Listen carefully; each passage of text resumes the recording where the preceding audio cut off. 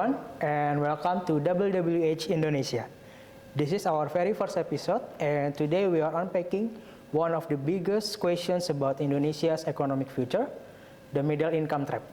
As we celebrate 100 years of independence Indonesia in 2045, we face what some economists call the golden Indonesia gauntlet, dream or deadline. Will our centennial be celebration of prosperity or a reminder of missed potential? That's the challenge we are exploring today. I am Abraham, your host for these discussions, joined by three insightful colleagues, Bu Intan, Bu Rahayu, and Pak Iwan. Hi everyone, I'm Intan. I will explain the economic and policy side of this trap and what it means in the theory and why it matters in practice. I'm Rahayu. I will focus on the human and social dimension, how this economic trap connect to our people, our workforce, and our shared future. And I'm Iwan.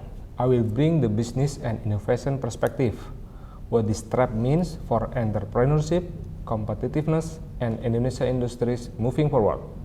Perfect. So before we talk about why this trap happens or how we can escape it, let's first understand what exactly is the middle income trap, Bu Intan? The middle income trap was introduced by World Bank economists in early 20s. It described the situation when country success grow low income to the middle income, but fail when they reach a high income status. The growth slow and economic gets stuck. Oh, so in the simple terms, it's when a country economic slows down after reaching certain level of income. Is that correct? Exactly. Countries grow quickly at first by using cheap labor, natural resource, and foreign investment. But when wages rise, natural advantage fade. The same formula stop working, and country cannot innovate. Productivity plateaus. Economists call this stagnation trap. The economy isn't collapsing, but it is not climbing either. Growth moves sideways, steady, but with no real progress.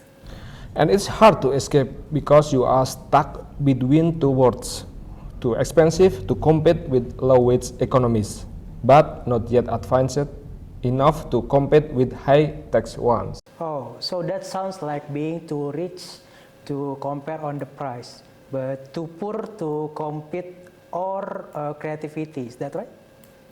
Economically, Bram, the trap happens when a country total factor productivity or how efficiency labor and capital create outputs stop improving. When TVP stagnant, growth depends only adding more workers or capital, which cannot last forever. Economists call this is efficiency sailing. Once cheap labor stop being an advantage, only innovation and skill upgrading can lift productivity. It's like an engine that keeps running but never changes gear. Indonesia is still operating between the labor and capital gears, not yet shifting into the productivity gear. Oh, so that's the technical side, yeah. It's not just slower growth, it's growth that lose efficiency. Is that right? Exactly. It's a delicate middle ground where many developing countries has been stuck for decades. Is it not just an economic concept? It is a social reality. When economies stop evolving, people upward mobility also slow down. Okay, Bram, it's like running on a treadmill. You are moving fast, but you stay in the same place. Oh, sometimes that's exactly how it feels. We see new malls, new jobs, or new highways, but somehow life still feels the same. Yeah? Growth without transformation is like running hard in the circles. That line always make me think of Jakarta's rush hour. Movement everywhere, yet we are often stuck in the same lane. Maybe the middle income trap is a macro version of that daily reality. Okay, so in the context of the global, so this isn't something that only Indonesia face, Winter? I don't think so.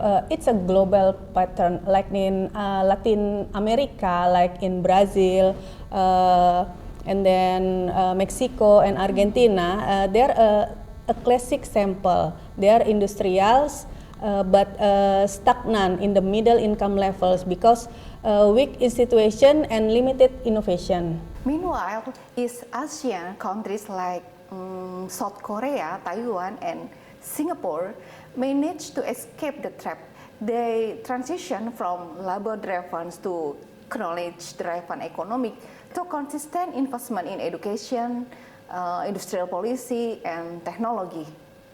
Okay, Bram, it's interesting because in the 1960s, South Korea's GDP per capita was around $150, roughly the same as Indonesia at the time. Now, Korea's is over 33,000 US dollar, while Indonesia is just under 5,000 US dollar. Oh, so that's huge gap, yeah, for the two countries that start in similar place. When I hear that, it hits me that South Korea didn't just grow richer. They changed how they work, learn, and think. Maybe that's what we need, a mindset upgrade as much as an income upgrade. Do you think, Bu Intan? I think according to the World Bank in 2024 classification, Indonesia is the upper middle income group with gross national income per capita about 4,518 per capita USD. And then to become a high income country, we need to reach at least 13,800 per capita. Exactly, which is why for Indonesia, this isn't just a theoretical risk, it is a historical warning. Yeah, and that's what makes the 2045 dream feel like a deadline. The window to transform is closing. Oh, okay. So where Indonesia stands, let's talk about it. Let's talk about where we are now in this journey. Bu Intan? According to the World Bank 2024 classification, Indonesia is in the upper middle income group with gross national per capita 5.0 thousand. To become a high income country, we need to reach about 14,000 per capita. That gaps mean we must triple our per capita income within 2 decades, and sustaining that growth won't be easy. McKinsey estimate we need to grow at least 5.4% per year consistently, not to expand size but to boost productivity and efficiency. According way to see this through our incremental capital output ratio, which measure how much investment is needed to produce a unit of growth. Indonesia ACOR is around about 6.5 compared with Vietnam 4 and Korea. South Korea is 3. So it means that a higher ICOR means investment is less efficiency. It's less efficiency. It's like spending more fuel to move the same distance. Strong output but weak efficiency. Okay, this inefficiency shows that Indonesia economic engine needs tuning, not just more fuel. We must convert capital into productivity more effectively. Right now, our growth average about 5%. Good, but not enough. We are running near full speed, but not accelerating. The McKinsey report calls this the productivity challenge. We rely too much on consumption, not productivity. Oh, so the goal is not just to keep the engine running, but to upgrade it. Exactly. The government recognized that through the RPJMD 2025 until 2045, Indonesia has a roadmap for transformation covering human capital, innovation, green economy, government reform. The first phase RPJMN 2025 to 2029 is already underway. It's focused on laying the foundation, stronger education, digital transformation, then social inclusion, and reducing poverty to below 5% in 2029. Oh, so in the theory, the roadmap is there, but the execution will define success.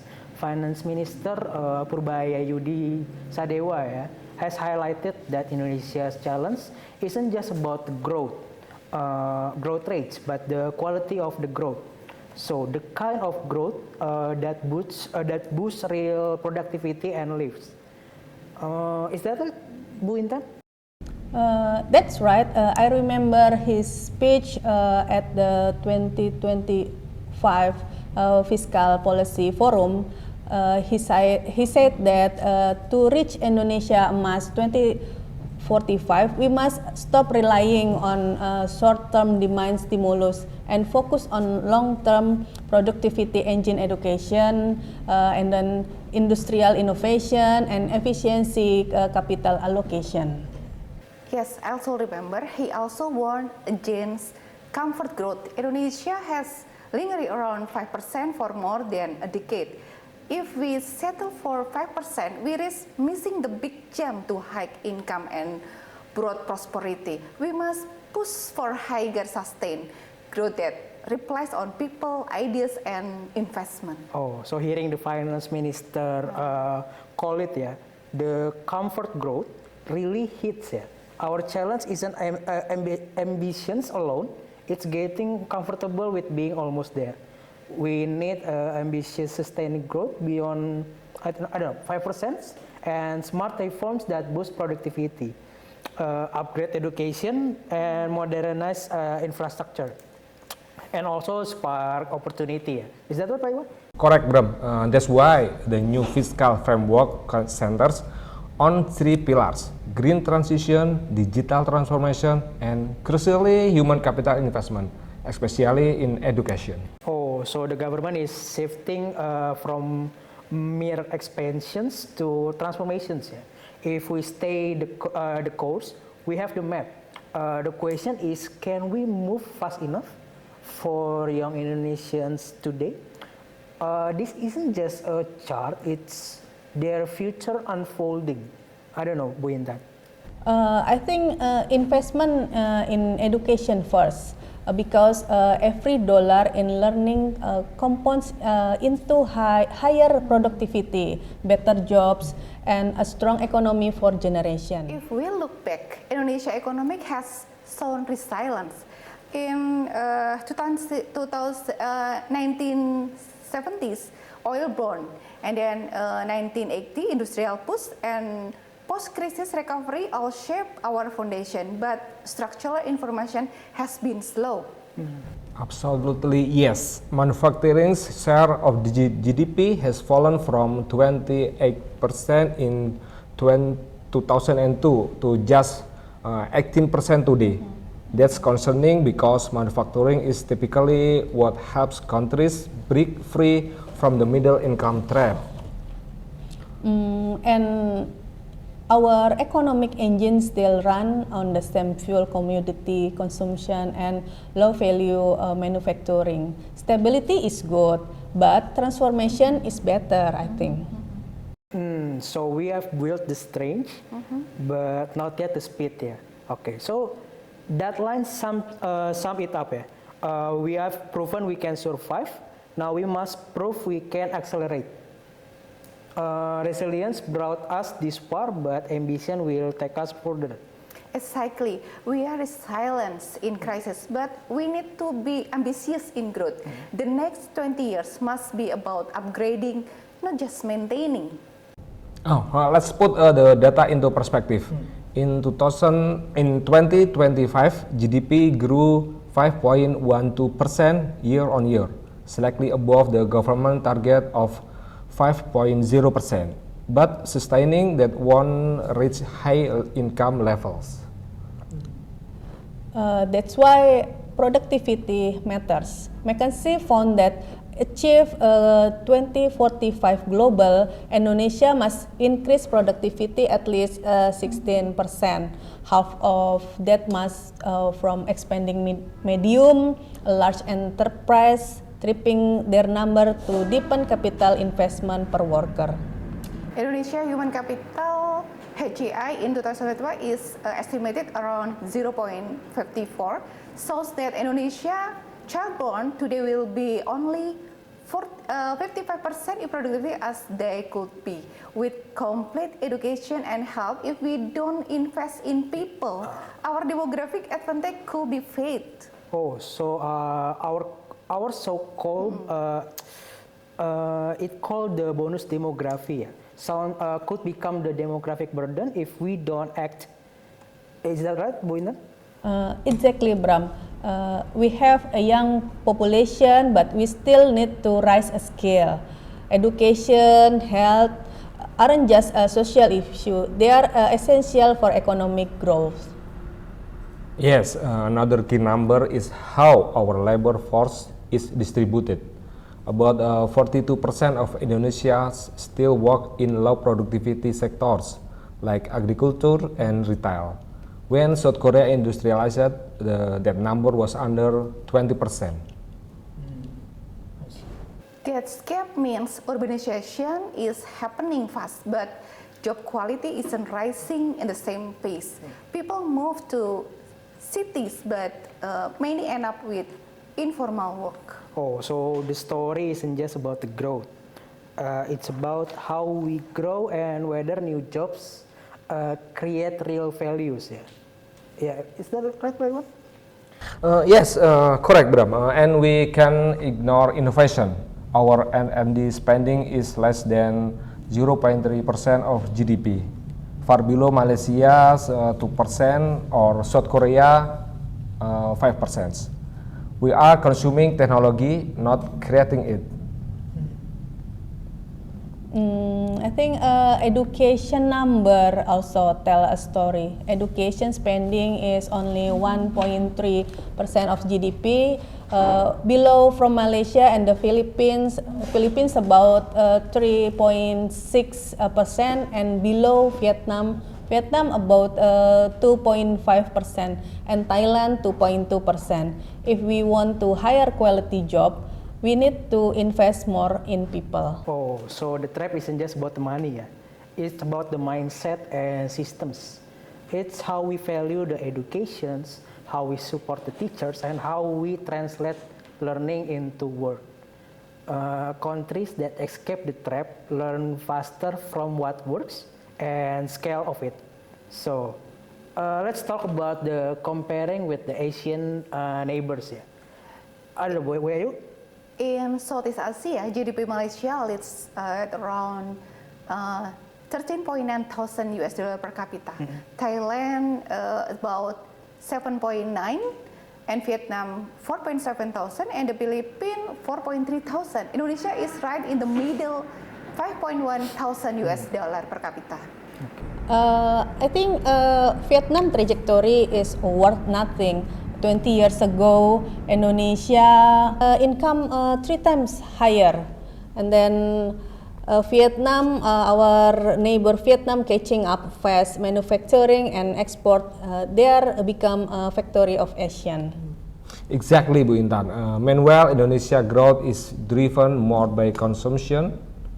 So that's why economics call it grow without transformation. Oh, so the risk isn't just that we will fall, it's that we'll stay stuck while others climb.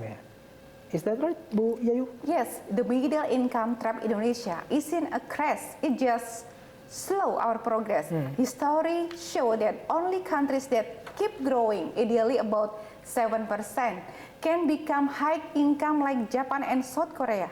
If we stay around 5%, inequality grows and big improvement in living standard may stay out of reach. Okay, so now let's bring it back to the visions. Indonesia Emas 2045 isn't just about a slogan, right? It's a measurable ambition. The first one is the high income nations, and then USD to 23,000 per capita, powered by innovation and inclusivity. Bu Intan, what do you think? I think the RPJPN 2025 until 2045 defines the roadmap in three phases. Number one about foundation in 2025 until 26, acceleration in 2013 until 2034, and then consolidation in 2035 until 2045. Each stage has measurable goals in human development, productivity, and governance. Yes, it's like running a marathon with 3 checkpoints. The first 5 years are about building muscle education, nutrition, and social protection. The next 10 years focus on industrial expansion and technology. The last stretch is sustaining inclusive growth. But the window is tight. Our demographic bonus peaks around 2035. If we don't act now, the opportunity fades. The goal that Indonesia gone toward isn't poetic, it is literal.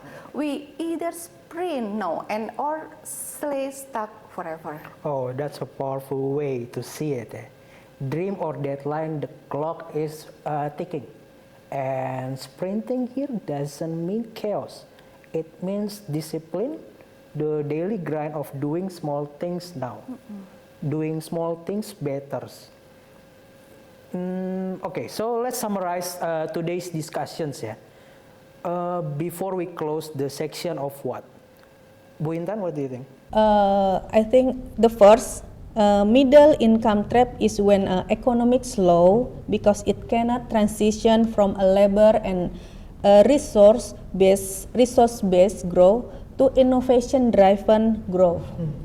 And the second, Indonesia is currently in the upper middle income stage with per capita income around $5,700, far from the high income threshold, $15,000 US.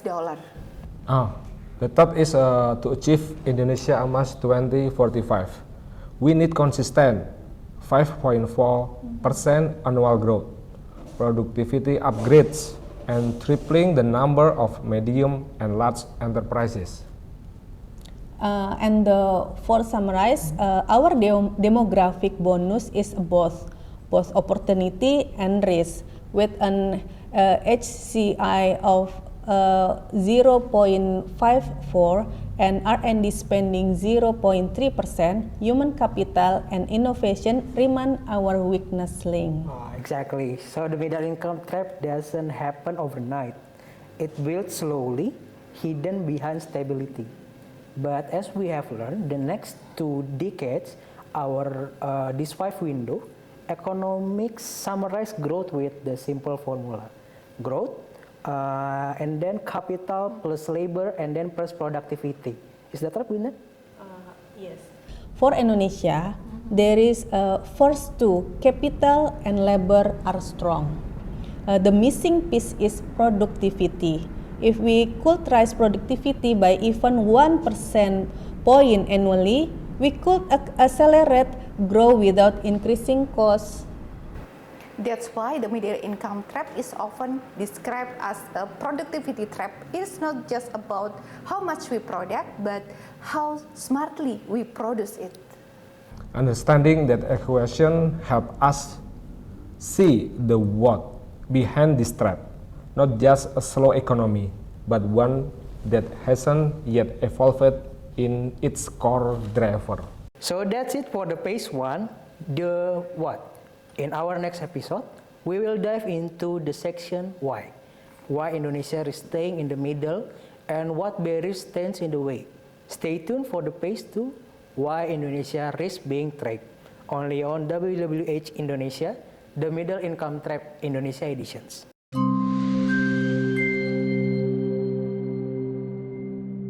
Welcome back to WWH Indonesia. Last time we explored what the middle income trap is and where Indonesia stands today. We saw the number, the history, and the warning signs. Now it's time to ask the tougher questions. Why? Why has Indonesia, despite strong growth and stability, not yet built the momentum to move forward? Bu Intan, what do you think? Because steady growth had a lot of structural cracks. We done well surviving crisis, but transformation is need than survival. And those cracks go deep from how our economy is structured, to the skill of our people, to the way our institutions work. Exactly, Bu Yayu. The threat is not one big obstacle. It's a web of small, persistent frictions that keep us from accelerating. Oh, so let's unpack those one by one. Let's try for the economic dependence and the commodities comfort zone. Bu Intan, what do you think? Our first big issue is structure. Indonesia economy is still heavy anchor in commodity and low value manufacturing. Around about 16% our export from a resource based on goods like coal, palm oil, nickel, and basic metal. Those sectors are profitable when prices are high, but they don't generate long-term competitiveness. They employ relatively few people and add limited technology transfer. Oh, so the more we depend on them, the harder it is to diversity. Exactly, Bram. And when a price fall, government revenue and grow immediately slow. That's why economy says Indonesia growth is still price sensitive instead of productivity driven. It also explains why manufacturing share of GDP fell from 28% 2 decades ago to 18% today. We skip the high technology path other countries use as a springboard. Yes, at the same time, our incremental capital output ratio ICOR is about 6.5, meaning we invest a lot but gain relatively little growth. Vietnam's ICOR is 4. South Korea's during its boom was 3. It's like driving with the handbrake slightly on. Okay, so the first why is clear. We are efficient at stability, not efficient at transformations. It's ironic, we master stability so well that it is now slowing us down. Maybe being too safe can sometimes be the biggest risk. Bu Intan?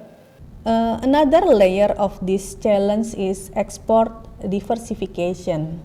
Indonesia export basket still relies on raw commodities like while country like Vietnam, Malaysia, they shift toward high value manufacturing like electronic, semiconductors, or automotive parts. The matter because when export depends on a few commodities, income growth becomes volatile. During commodity booms, revenue spikes. During downturns, it drops sharply. That invisibility discourages long-term industrial investment. Yes, and it also means we miss out on learning effect. Each time you move up the export ladder from raw to process, from process to engineered, you workers, managers, and entrepreneurs gain skills. Without that shift, capability stagnant. And I will add another part of story is that Indonesia hasn't yet captured its full share of global supply chains.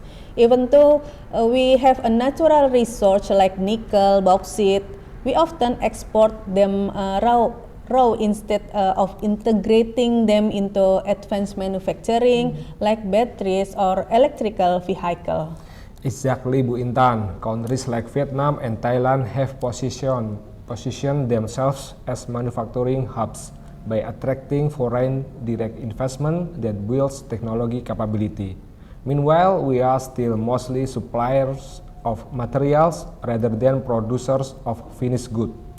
which means we are participating in global trade, but not yet in the high value parts of it.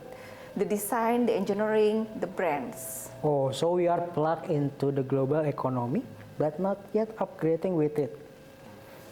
Okay, so about low productivity and the human capital gap, what do you think, Bu Yayu?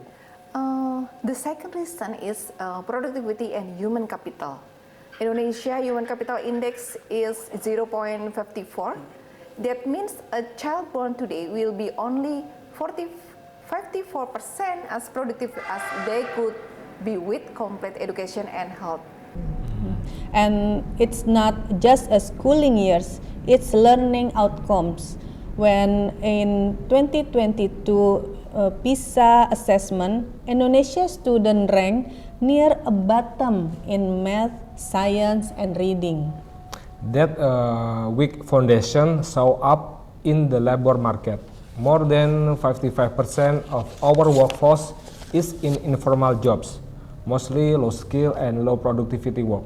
Oh, so even though we have millions of young workers, they are not fully equipped by modern industry. Exactly. That's what people mean by the demographic paradox. Large population can be bonus only if its skills are healthy. I think digital skill are another gap. According to BPS and World Bank data, less than 20% of workers have intermediate digital competence. As a global industry automate, this is a gap become an anchor. Yes, Bu Intan, and that affect innovation too. Without skilled labor, firms hesitate to upgrade technology because they cannot find the talent to run it.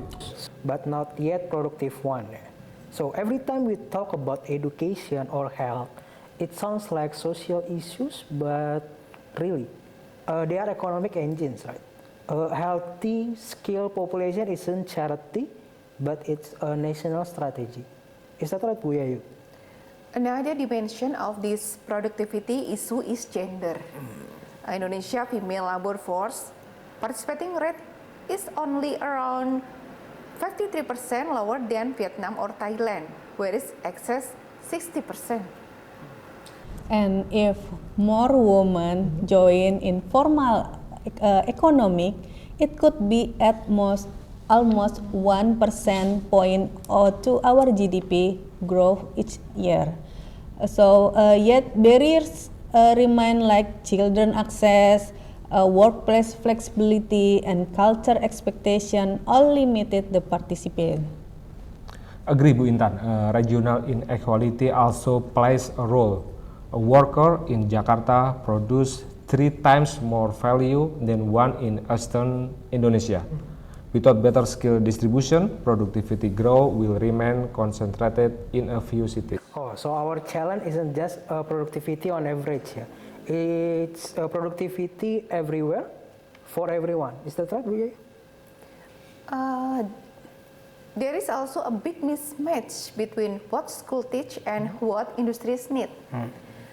Many vocational schools still emphasize outdated technical skills, while employers now demand digital literacy, data analysis, and communication skill.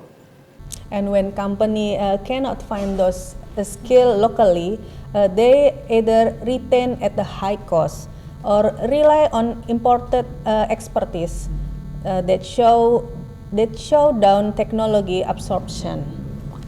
It's also about incentive. Firms rarely invest in training because the benefits don't show up immediately.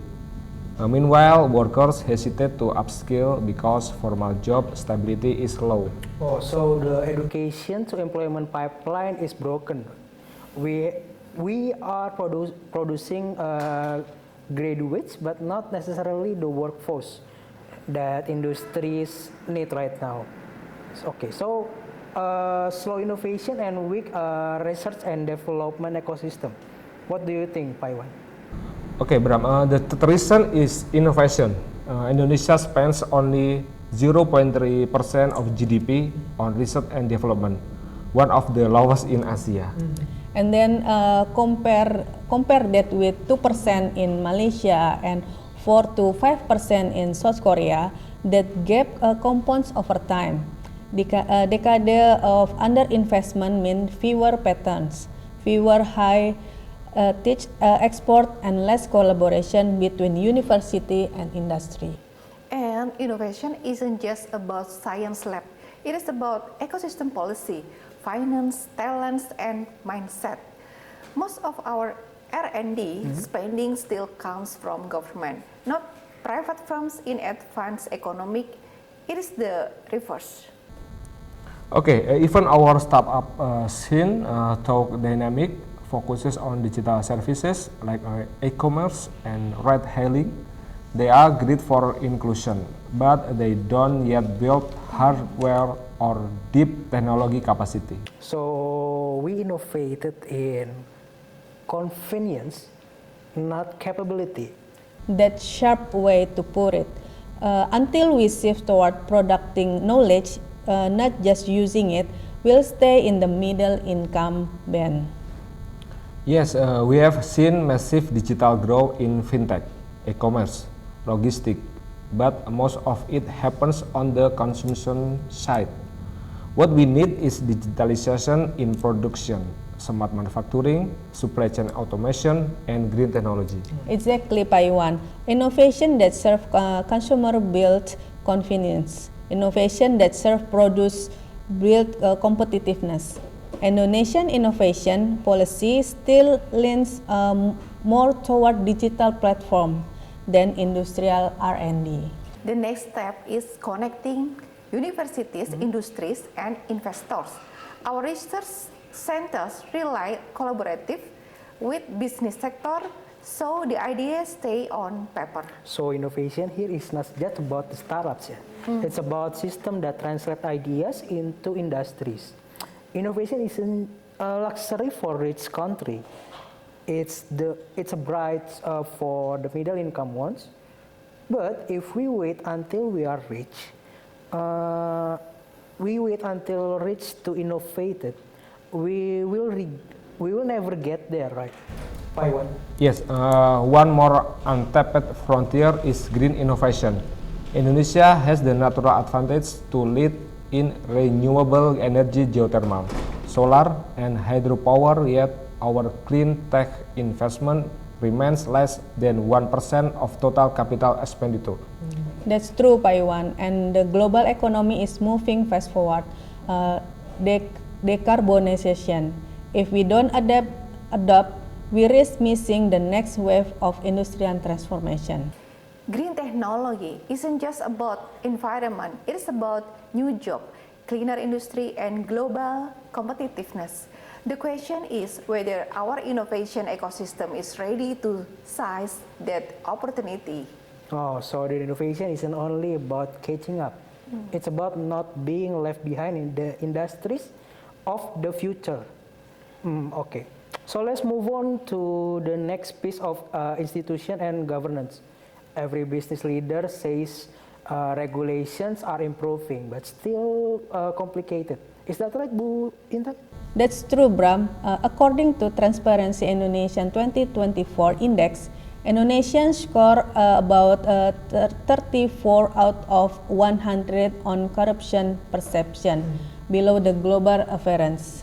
That affect trust, especially for foreign investors. And while reforms like the Omnibus Law aim to simplify things, implementation is uneven across regions. Different local rules can make doing business unpredictable. Governance issues don't only affect investment, they also influence public service. For instance, education and health budget are large, but outcomes differ widely between provinces. Oh, so the good policy on paper doesn't always translate into good delivery, right? Exactly, Bram. That's why economy says Indonesia challenge isn't design reform, it's executing it consistently. Yes, and without predictable institution, long-term capital stays cautious. Investors may fund short projects but avoid deep industrial commitment. And another layer of institutional challenge is coordinating. Indonesia has overlapping authorities, like national ministry, regional government, and state-owned enterprise, each with own agenda. Yes, that fragmentation often delays investment projects. For example, permits for industrial loans can pass through multiple agencies before approval. It is not corruption alone, it's about complexity. The civil service reform agenda is crucial here. Means-based requirement, data transparency, and performance accountability will decide whether good ideas turn into real outcomes. Oh, so the government's reform isn't only about cutting the red tape. It's about aligning institutions towards one shared goal. I don't know. Is that right, Bu Intan? One thing that often get overlooked is impact of decentralization. Since our regional autonomy in early 20s, local government have gained power over license and budgeting, but not always the capacity to manage them efficiently. Yes, Bu Intan, that's why some regions thrive while others lack. Development depends too much on local leadership quality instead of consistent national standards. So, governance reform isn't just vertical from the top down. It is also has to move horizontally, ensuring local innovation and accountability work hand in hand. And that's where execution really gets tested, yeah, at the intersection of central plans and local actions. So, how about the inequality and regional disparities? Yeah. Bu Yayu, do you have any? The favorism is inequality in both income and geography. The Gini ratio is around 0.38, moderate but stubborn, and 58% of GDP comes from Java Island alone. Oh, that means nearly half of population outside of Java contributes less than 40% in the economic, right? It's not because they are less capable. It's because infrastructure and access lag behind.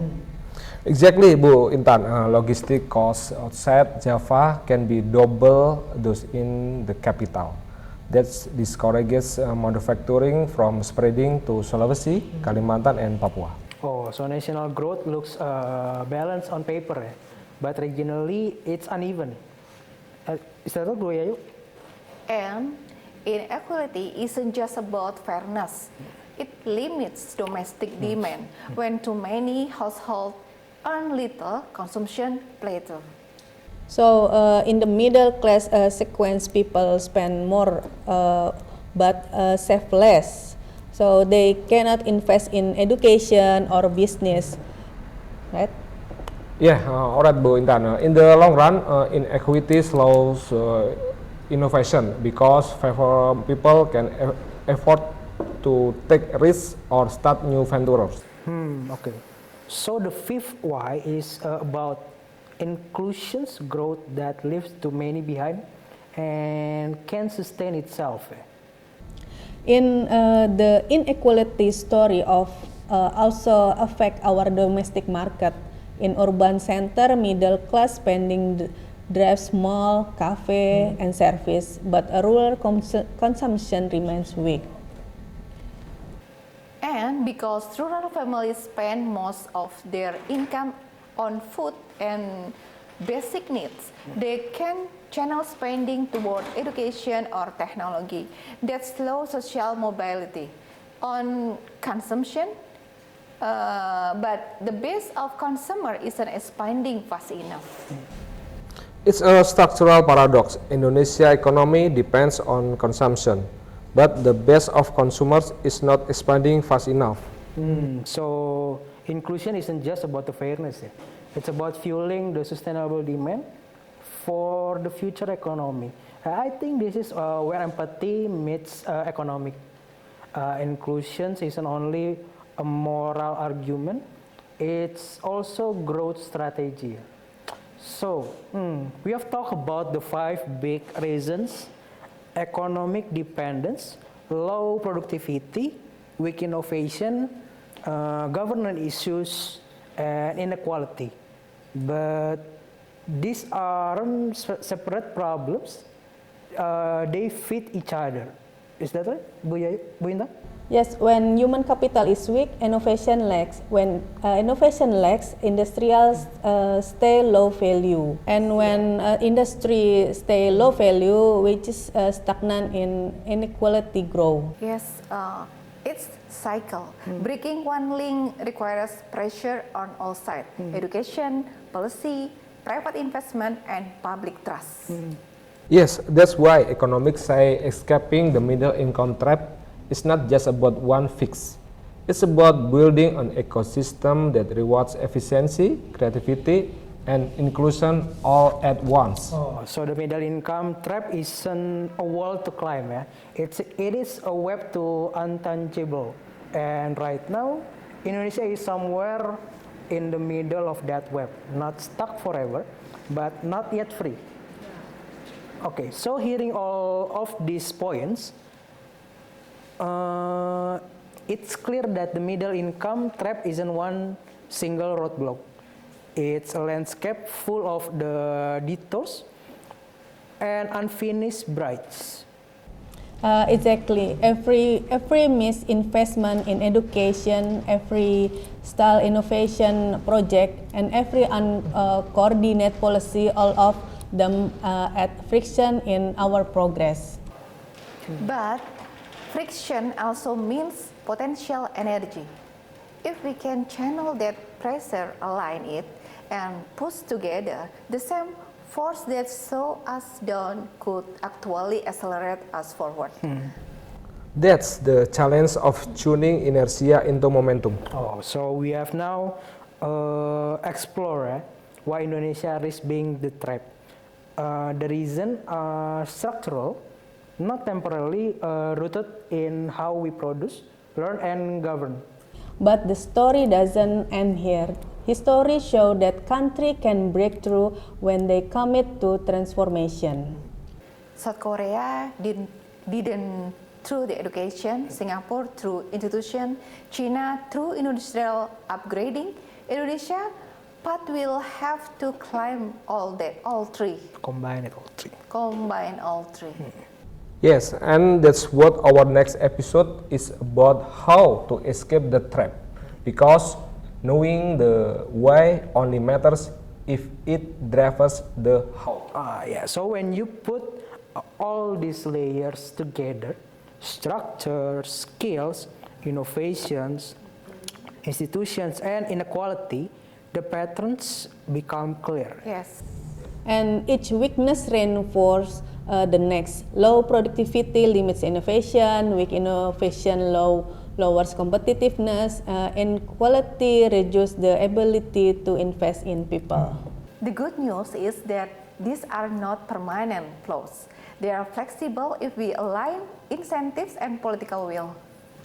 Yes, the question now is not whether Indonesia can grow, but whether we can transform while growing. Exactly. So join us the next time we tackle phase 3, how Indonesia can escape the middle income trap. Until then, keep questioning, keep learning, and keep imagining the 2045 Indonesia we want to build.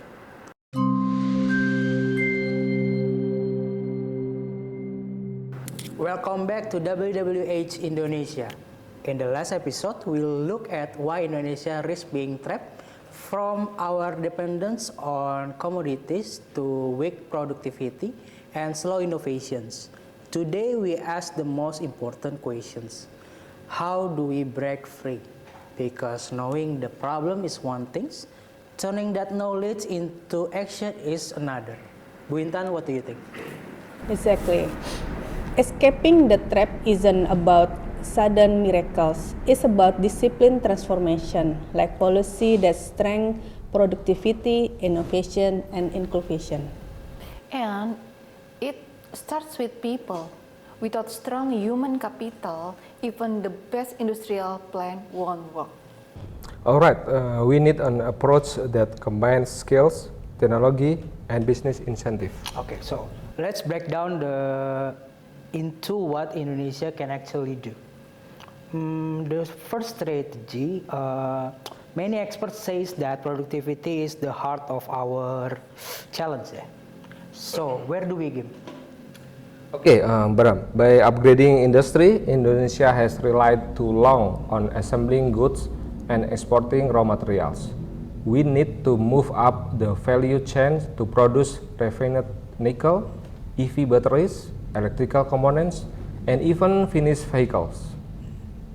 Oh, that means that building a strong industry cluster, countries like Vietnam, Korea, success because they create integrated zone, education center, and then logistic hub and supplier, and export incentive to the one place. Indonesia, I think, can do it the same, like place in Batang, in Morowali, and or Karawang. Oh, so more than adding factories is about building the ecosystems, yeah. Exactly, Bram. And we must link large enterprises with MSMEs so technology transfer actually happens. Today, many small firms remain isolated from the production network. Industrial upgrading also needs a mindset shift. Productivity isn't just about machine, it is about management, training, and culture. Japanese firms in Indonesia succeed part because of their attention to detail and small improvement every day, what they call Kaizen. Oh, so and that culture of continuous improvement is something we can internalize nationally. Yes, Bram, and the government policy must reward productivity, not just output. Tax incentive could be tied to efficiency gains, R&D investment, or export diversification. Oh, so it's funny. Yeah? Sometimes productivity sounds technical, but it's deeply human. It's about people caring enough to improve one small thing every day. Okay, so let's talk about the people. We heard that earlier that our human capital's index is only 0.54. Yeah. How do we change that story? First, improve education quality, not just access. Indonesia investment in education must raise quantity through stronger teacher training, expand early children program, and modernize vocational system that aligns with tomorrow jobs. It's promising that our government via the Ministry of Education, Culture, Research and Technology, Kemendikbudristek, launched the Garuda School and on October 8, 2025. This national initiative aims to balance across and elevate the development of top layer talent across Indonesia. And vocational school should be connected to the local industry. If a region specialized for food processing, tourism, or energy, school should teach those skill, the specific skill. Like in German, they have a dual system. It means that where students split time between classroom and the real company is a great model. Okay, then we also have to think ahead. By 2030, automation could change or replace nearly 25% of jobs. So, reskilling programs are crucial for digital literacy, data analytics, and green energy technology. Oh, that means lifelong learning, not just formal schooling. Is that right, Bu Yayu? Exactly. The labor market is evolving faster than our curriculum. We should build a national skill passport system that records workers' training and helps employees recognize competency even outside traditional degree. But don't forget about the health. Productivity depends on nutrition, mental health, preventive care. And don't you know about one lost day of work per employee per week can reduce GDP 1% annually? So for the second how, it's clear, yeah? Build human before the industries. It reminds me of something from my lecturer once said, yeah? If you want to build an economy, start by building the curiosity. That's how nations grow, by never stopping to learn. Okay, so innovation, we keep hearing that word. But how do we move from buzzword to backbone? Paiwan, do you have something? Okay, Bram, start with R&D funding. If Indonesia increase R&D spending to 1% of GDP by 2030, we could double our high-tech exports within a decade. But that requires private sector involvement. Today, the government still pays for most research. I think we can incentive company through the tax credit for innovation spending and public-private research grant. Also, patent regulation needs simplification so university can commercialize their discovery quickly. The university themselves must become innovation hubs. Only 1% of our lecture have industrial experience. That gap keeps academic research disconnected from market needs. Yes, we should also build regional innovation centers, mini Silicon Valley that focus on different strengths. Green tech in Java, marine innovation in Sulawesi, agrotech in Sumatra. And perhaps, yeah, a national innovation fund to scale startups beyond the early stages. Exactly. Let's not forget intellectual property education. Entrepreneur must understand how to protect and license their idea globally. So the third level is clearly to turn innovation from a slogan into the systems. Maybe what we need isn't more talk about innovations, but more trust in innovators, especially the young ones building from garage and also the small towns. Okay, so every solution we mentioned depends on institutions that actually work. How can we improve governance without losing the momentum? Bu Intan, do you have something? By consistency. Indonesia has many plans like RPJMN, RPJMN, master plan, but execution change with each administration. We need to cross-party agreements on key reforms like education, infrastructure, and green transition. Yes, Bu Intan, that's why countries like Singapore and Korea build long-term institutions independent of politics. For example, their Economic Planning Agency and Innovation Board. Governance also means empowering local governments with skill, not just budget. Many regions receive funds but lack capacity to use them strategically. At the Regional Inflation Mitigation meeting on 20 October 2025, Finance Minister Purbaya warned that regional has to spend their budget wisely, reminding them that audit will check how funds are used. So decentralizations must come with the capacity of building, not just autonomy. That's right, Bram. We can pilot regional center of excellence where local leaders train on budgeting, data analytic, and public service innovation. Yes, Bu Intan, digital governance is key too. With a procurement and open data system, transparency can cut corruption and speed up permits. Citizens must feel the difference. When people see policies working, trust grows, and trust is the real currency of development. Okay. So the fourth strategy is about institutions that not only plan well, but execute honestly. Honest institutions aren't just about the clean government. They are about the hope. When people believe the system works, they dare to dream bigger. So finally, let's talk about the for whom questions. Grow that isn't inclusive won't last. What do you think? Absolutely. We must close regional gaps through better infrastructure and digital access.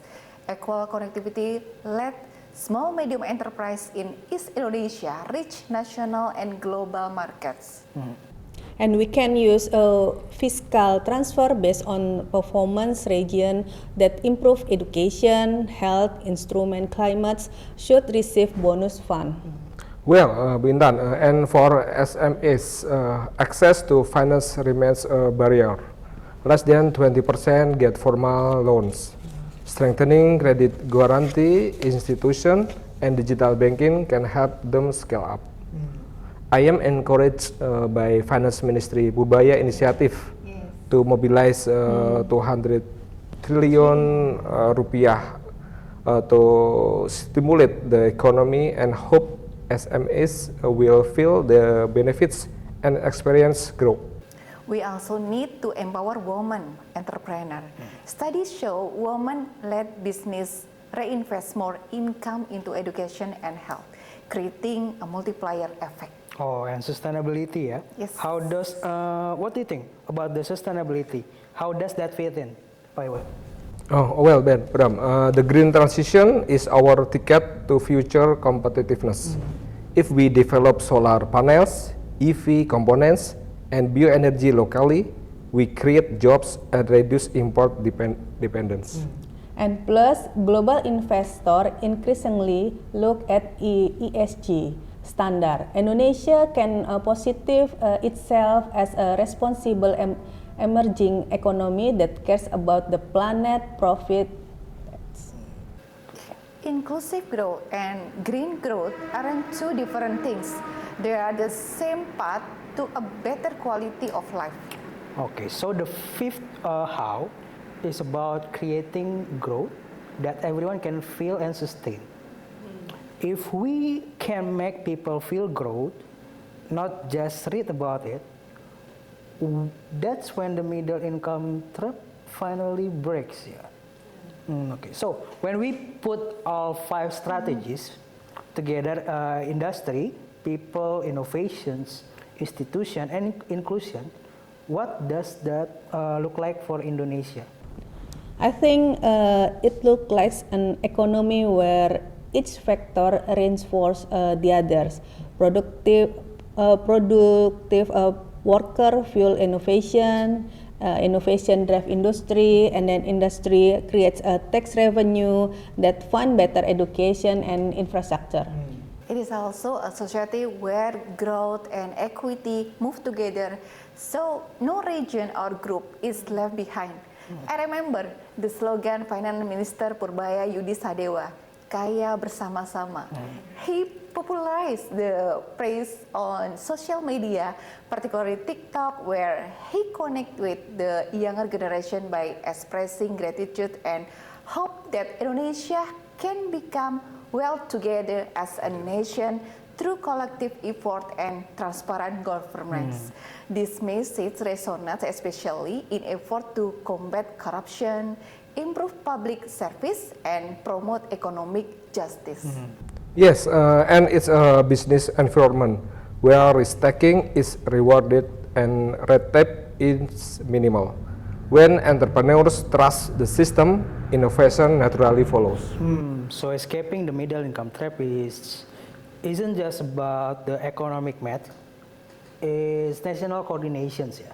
So everyone, government, business, and citizens has to row in the same directions.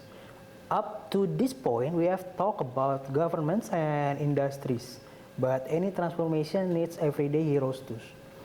Okay, so we all already talked about what governance and business can do, but what about us, the public? can citizens play a role in the breaking of middle income trap? Definitely. Escaping the trap isn't just macroeconomic, it's about behavior and mindset. A productive nation begins with productive citizens. Financial literacy is a key. According to OJK, only 49% of Indonesia financial literate. Better saving habits, smart investment, and respond debt can strengthen household resilience, the micro foundation of national growth. Yes, and entrepreneurship too, Bu Intan. Every local business that scales from micro to small or small to medium contributes to productivity growth. Digital platform make it easier than ever for individuals to sell, create, and innovate. Continuous learning, I think, matters too. Free online course, government training program, and skill certification give everyone a way to adapt. Oh, so the transformation start at home in how we learn, spend, and innovate. Yeah. Okay, we have talked about what the government can design and what citizens can do on their own. But real change doesn't happen in silos. It happens when we move together. Is that right, Bu Intan? That's right, Bram. The middle income trap isn't a single player game. It's a coordinating challenge how to make a public policy, private enterprise, and community energy reinforce their other instead of competing. Yes, in Indonesia, we call it gotong royong collective effort. That spirit is more than culture. It is economic advantage. When a sector collaborates, the cost of innovation falls and trust rises. Yes, we have seen examples already. The Kampus Merdeka program links universities with industries. Regional governments are co-funding startup incubators. Even farmer cooperatives are using digital apps to connect directly with logistic firms. Oh, so the stories remind me that transformations doesn't start from decree. It is start from dialogue, from sitting at one table and aligning what we each bring to the future. The private sector brings innovation. The public sector ensure fairness. Communities provide purpose. When those three forces meet, productivity turns into prosperity. And collaboration doesn't just multiply result, it multiplies meaning. People begin to see national program as their progress. Yes, that's the essence of escaping the trap. Not a solo sprint by the government, but a synchronized marathon by everyone, I think. Okay. Collaboration is the negotiations between ambitions and reality. It's how ideas become institutions and how policy become impactful. Okay. If we can master that art of collective actions, Indonesia won't just reach high income. We will redefine what shared success looks like. Hopes, yeah. Okay, so in the end, escaping the middle income trap isn't about beating the code. It's about believing that progress is possible, even when it's hard. It's about every small decision that builds momentum. Every teacher who inspired, every entrepreneur who innovates, every policymaker who listens. Well, the middle income trap is not a course. It is a challenge, and challenges are what make nations grow. And 2045 isn't the end of goal. This is the beginning of Indonesia next century. Oh, so let's run in the race together, smarter, faster, and fairer.